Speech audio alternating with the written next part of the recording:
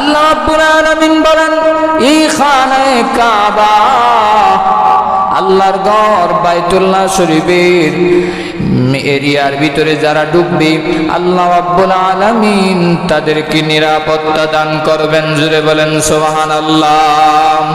আল্লাহ বলেন ওয়ালিল্লাহি আলান নাসি হিজ্জুল বাইতি মান ইসতাতা ইলাইহি সাবিলা। আর বাইতুল্লাহ জিয়ারত করার মতো যাদের শারীরিক আর্থিক যাদের সামর্থ্য রয়েছে তারা যেন হজ করে খানায়ে কাবা যেন তওয়াফ করে, এটা মানুষের প্রতি আল্লাহর হক। জোরে বলেন সুবহানাল্লাহ। যাদের সামর্থ্য রয়েছে তারা যেন খানায়ে কাবা তওয়াফ করে, হজ করে। আমার বাংলা ভাইরা, এই জন্য আল্লাহ রাব্বুল আলামিন খানায়ে কাবাকে এত সম্মান দিলেন, এত ইজ্জত দিলেন। সরাসরি খানায়ে কাবা 7 আকাশের উপরে আরেকটি ঘর আছে, ফেরেশতারা যেই ঘর তওয়াফ করে এই ঘরের নাম হলো বাইতুল মামুর। এই বাইতুল মামুরের সরাসরি নিচেই একদম খানায়ে কাবা। কাবুন শব্দটার অর্থ হলো গোলাকার, যেহেতু কাবা ঘর গোলাকার বিশিষ্ট একটি ঘর, এটাকে কাবা বলা হয়। আবার কাবুন শব্দের শাব্দিক আরেকটি অর্থ হলো উঁচু জায়গা। পৃথিবীর মিডল ইস্ট এবং তামাম পৃথিবীর সর্বোচ্চ জায়গা বলা হয় মক্কা নগরীকে।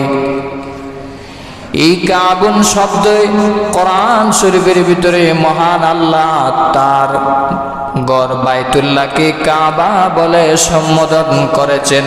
কোরআন কারীমের 2 আয়াতে আল্লাহ রাব্বুল আলামিন সূরাতুল মাইদার ভিতরে আল্লাহ বলেন হাদিয়াম বালিগাল কাবা।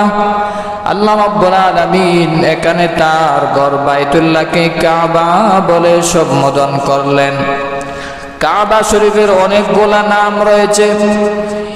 আল্লাহ রাব্বুল আলামিন সূরাতুল মাইদার 97 নম্বর আয়াতের ভিতরে আল্লাহ তার ঘরকে কাবা বলে সম্বোধন করলেন। আল্লাহ বলেন জাআলাল্লাহুল কাবাতাল বাইতাল হারাম قياما للناس والشهر الحرام والهدي والقلائد। আল্লাহ রাব্বুল আলামিন বলেন আমার এই কাবাকে আমি আল্লাহ সম্মানিত করলাম এবং হজের মাসকে আল্লাহ সম্মান দিয়েছেন।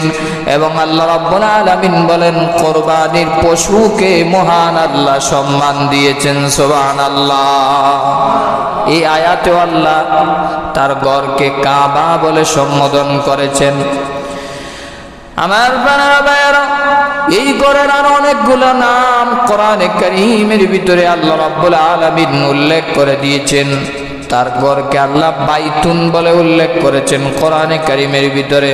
সূরা আলে ইমরানের 97 নম্বর আয়াতে কারীমার শেষাংশে আল্লাহ বলেন ওয়ালিল্লাহি আলান নাসি হিজ্জুল বাইতি মান ইসতাতা ইলাইহি সাবিলা।